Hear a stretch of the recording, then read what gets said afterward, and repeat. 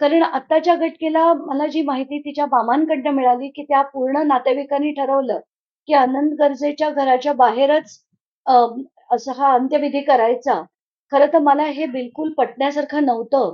म्हणून मी त्यांना म्हटलं, "तुम्ही मला आधी विचारलं असतं, तर मी असं करू नका, असंच तुम्हाला सांगितलं असतं."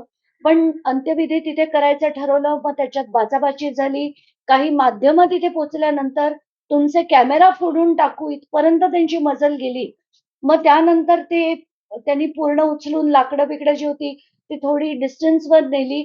म्हणजे दोघांनी ठरवलं, की दोन्ही बाजूच्या नातेवाईकांनी ठरवून मग ते थोडं लांब त्यांनी केलं आणि आज हा अंत्यविधी झाला. मला या गोष्टीचं दुःख तर खूप आहे, पण चीडही येतेय, की या प्रत्येक गोष्टीत आता म्हणजे राजकारणी तर राजकारण करतातच. आता पी-ए सुद्धा राजकारण करताना दिसतायत आणि हे अतिशय दुर्दैवी आहे, चीड आणणारं.